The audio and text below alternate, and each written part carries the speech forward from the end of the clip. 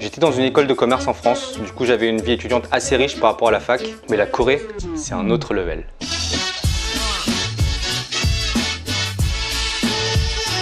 Annyeong à tous, comment ça va? C'est assez connu, les Coréens taffent depuis tout petit sans relâche, et la compétition ainsi que la masse de travail augmente au fur et à mesure jusqu'à atteindre un sommet au lycée où genre ils ont absolument genre pas de vie. Genre pour ta famille, ton environnement, ton humeur, tes conditions de travail sont genre sacrées quand tu es en terminale. Après bosser sans relâche pendant 17-18 ans, tu intègres enfin une fac pour enfin décompresser, et ça pour le coup ils décompressent assez bien. Ah non, sauf cette année. Les pauvres. Oui, parce que les premières années ratent les meilleures années de leur vie à cause du corona, qui fait qu'ils ont que des cours en ligne, du coup pas de vie de campus. Pire, à cause de ça, il y en a qui décident de faire pansu, c'est-à-dire tu as fait un semestre de plus pour passer des examens et espérer intégrer une meilleure école le semestre prochain. Du coup, les terminales cette année, ils ont un peu le seum parce que la compétition est super rude pour les universités. Mais du coup, quelle serait la vie d'un première année maintenant si le coronavirus s'en était pas mêlé? Ici, la rentrée scolaire se fait en mars. Et avant ça, tu vas à l'orientation, aussi appelée OT. En gros, c'est le week-end d'inté. En gros, comment ça se déroule, ça dépend de ton département, de ton major en fait. Mais nous, il y avait genre des milliers de gens qui attendaient devant le bus, surtout des premières années, et quelques 2-3e années qui animaient le tout en fait. Genre la dernière fois, j'avais vu un 2e année en train de regarder les premières années dire à son pote « 얘네들 너무 귀여워, 우리 옛날 같아 ». Vous avez un an d'écart. Une fois arrivé dans le centre d'inté avec des milliers de premières années, c'est un peu comme un week-end d'inté normal. Tu fais des activités en journée que proposent les 2e, 3e années, tu manges, il y a des concerts aussi des seniors et aussi des clubs appelés Tonghari qui qui font la promotion en faisant des tout petits concerts. Puis après le soir, ça se met à boire, puis à sympathiser entre 2e année, première année, etc. Après, ce qui est un peu différent des week-ends d'inté, c'est que le OT, c'est aussi fait pour que les 2e et 3e années t'expliquent comment marche le système universitaire, les cours, les profs, etc., etc. Après le OT, tu as une semaine où tu peux choisir tes cours. Généralement, tu as des cours obligatoires, puis tu as des cours de ton major que tu peux choisir pour compléter un quota à la fin de ton année scolaire. Et tu as aussi des cours qui auront rien à voir d'autres sections. Genre des cours que tu peux choisir hors de ton major. Genre tu peux prendre des cours d'histoire de la danse classique alors que tu étudies l'ingénierie civile par exemple. Tu es généralement enseigné sur quels profs sont cool, quels profs donnent des bonnes notes, etc. etc. Dès que les inscriptions sont ouvertes, parfois tu as des cours qui sont genre full en quelques minutes. Du coup c'est au shotgun et en fait c'est qui a le meilleur ordi gagne en fait. Parce que les notes ça compte énormément dans les universités en Corée. En gros, à la fin de ta scolarité, les entreprises regardent bien évidemment de quelle université tu viens. C'est pour ça que les gens travaillent pour entrer dans une superbe université. Sauf qu'ils regardent aussi ta moyenne en fait, sur toute ta scolarité. Du coup, les gens qui ne reçoivent pas A ou B dans un cours, ils reprennent ce cours, s'ils ont genre C, D ou genre voire F. Parce que si tu as une meilleure note à ce cours la prochaine fois, ça efface ta mauvaise note d'avant en fait. Et ta note ici, ça dépend de la note des autres. Du coup, c'est une évaluation relative. Je sais pas si ça se dit. En gros, si tout le monde réussit les examens de fin d'année, tu as beaucoup moins de chances d'avoir A+ que si tout le monde avait foiré en fait. C'était un peu bizarre pour moi au début parce qu'en France, j'étais habitué à être content d'avoir la moyenne. Si moyenne j'avais. Bref, et du coup, pendant ta première semaine, les profs font pas du tout l'appel et tu peux genre changer de cours ou genre annuler te désinscrire du cours en fait si ça te plaît pas. C'est comme des échantillons de cours en fait. Ce qui est un peu différent de la fac en France et plutôt similaire genre aux écoles d'ingé ou de commerce, c'est qu'en première année, tu intègres des clubs aussi appelés Tonghari. Et généralement, tu n'en intègres pas un, tu en intègres souvent genre plus, genre 2, 3, 4, enfin ça dépend des gens. Il y a eu tout genre sport, musique, art, danse, religieuse, spéléologie, tarot. Et parfois, les gens deviennent plus proches avec les gens de leur club que les gens de leur département. Surtout si ce n'est pas des INSA dans leur département. Ah oui, parce qu'à la fac, tu peux être répertorié en tant que INSA ou ASA. INSA, c'est pour inside, ça veut dire que tu es assez populaire, que tu as plein d'amis, etc., etc. 저는 고백을 10번 받았었어요. 10번이요? 되게 인싸시다. 아니에요, 아싸예요. Et ASA, c'est pour outside. Outside. Ouais, donc en gros, un sans amis. Mais bon, ce terme est généralement employé pour déconner plus qu'autre chose. Genre, les gens vont beaucoup s'amuser à dire 나 완전 아싸야. Pour déconner plus que pour autre chose. 하여튼 인싸 새끼들과 아싸 코스프레 하는 거 지겨워 죽겠어 아주 그냥. Bref, et du coup, il y a pas mal de Tonghari vraiment fait juste pour teaser et faire des rencontres plus que pour autre chose. Genre le club de voile, par exemple. Genre, tu vas faire de la voile une fois par année, mais vous vous rassemblez une fois par semaine pour teaser. On sait pas se tenir sur une planche, mais ça se noie dans l'alcool. Et donc parfois, tu choisis un club pour sa popularité plus que pour son activité. Genre dans ma fac, il y avait une sélection genre pour rentrer dans un club qui plante des salades. Et je te raconte pas de salade. Quoi ce bordel? Et il y a aussi des clubs inter-écoles où tu peux rencontrer des gens des autres écoles dans le même club et surtout des étudiants d'école pour filles. Les filles des universités pour filles en fait sont généralement super populaires, je sais pas trop pourquoi, surtout dans les meetings.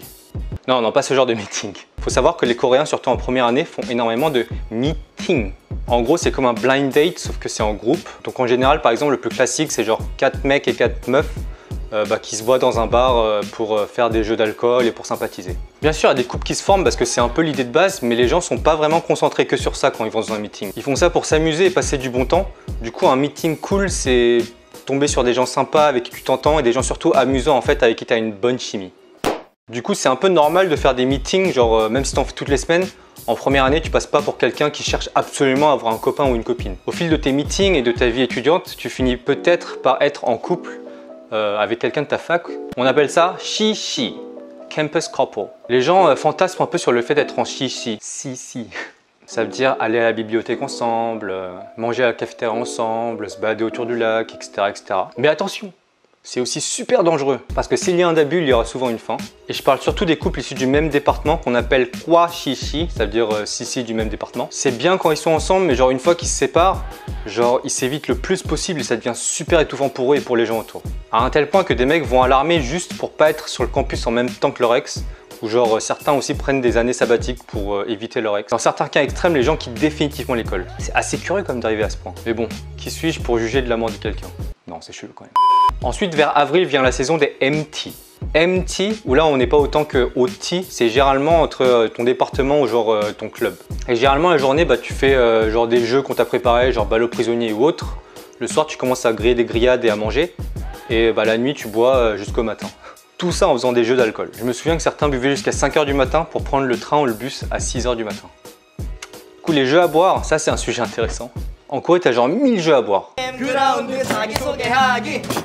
나는 지민. 나는 아름. 나는 수연. 나는 민호. 나는 재영. 나는 하늘.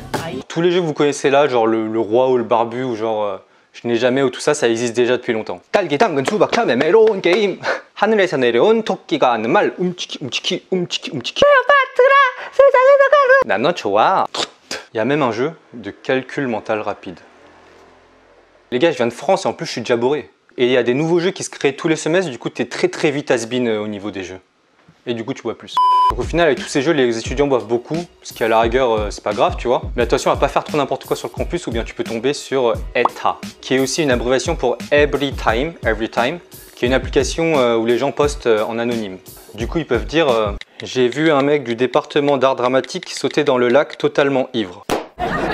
Ça peut vite devenir dramatique pour toi. Ensuite en mai vient la saison des Chukche qui sont des festivals étudiants. Encore une chose annulée cette année à cause du virus. C'est bien dommage parce que ça fait partie des meilleurs trucs que j'ai vécu à Séoul en comprenant toute mon expérience ici en fait. Déjà dans ces festivals, t'as plein de concerts. Genre j'ai déjà eu Psy, Blackpink, Sunmi et Doki dans la même soirée. Gratuit. Et l'année d'avant j'avais eu Twice, EXID et Akmu dans la même soirée. Gratuit. 안녕하세요, 트와이스 쯔입니다. 안녕하세요.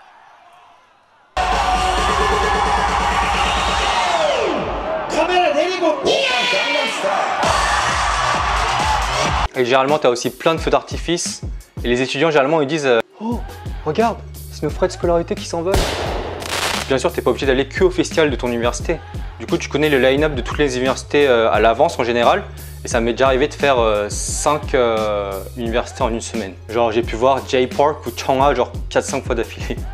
Et du coup, dans ces festivals, les étudiants font des stands de bouffe et d'alcool où tu peux rencontrer des nouvelles personnes et des gens des autres facs et boire et manger vraiment pour pas cher avec eux en fait. Bon, après la bouffe, c'est les élèves qui le font, donc mieux vaut passer par le stand du département de bouffe que du département des élèves de chimie.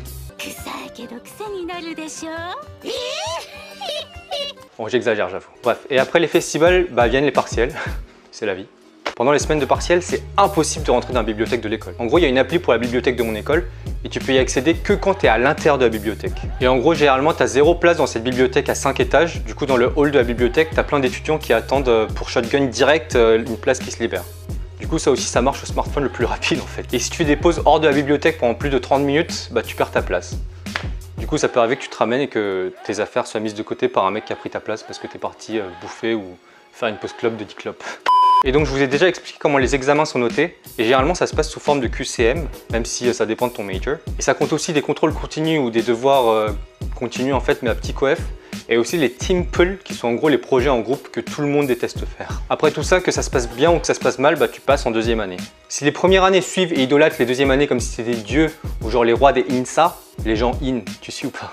Bah une fois qu'ils passent en deuxième année, ça devient un peu ceux qui s'occupent des nouveaux premières années et qui sont le plus dans la vie étudiante en fait. Généralement tu commences à rentrer dans le bureau des élèves, etc. etc. Après les troisième années ont un profil un peu spécial, genre ils font genre qu'ils s'en foutent de la vie scolaire, alors que c'est juste pour donner un genre en fait, ils s'en foutent trop pas. 아, 나 이제 이거 막 학교 생활 그런 거 관심 없어. 아, 진짜 관심 없어 이제. 뭐? 무슨 일 생겼다고? 누가 누구랑 사귄다고? 아, 나 학교 생활 관심 없다고. On dirait un peu l'adolescence de la vie universitaire. Et par contre, en quatrième année, les gens s'en foutent vraiment de la vie étudiante. Genre, ils se préparent de ouf à la vie professionnelle, ils commencent à faire attention à leurs notes en général. Du coup, ces gens, tu les vois genre que en cours et jamais autre part. Ils s'habillent plus du tout avec cette veste d'université que vous avez vue tout à l'heure. Ça devient un peu des sortes d'adultes, genre trench coat, costard, petite chemise, etc., etc. Et genre tout ce qui est MT, club, tout ça, c'est une énorme perte de temps pour eux. En général, les universités en Corée, c'est très difficile d'y entrer. Mais c'est pas si dur que ça d'y être diplômé. La vie étudiante est encore plus riche que ça. Cette description vient de mon point de vue. Et genre chacun vit sa vie étudiante, du coup bah, ça peut être différent d'une personne à une autre. Et comme vous le voyez venir, c'est la fin de cette vidéo. Abonnez-vous s'il vous plaît si ce n'est pas déjà fait, c'est gratuit. Et laissez un pouce bleu ou un pouce en l'air, enfin un pouce quoi.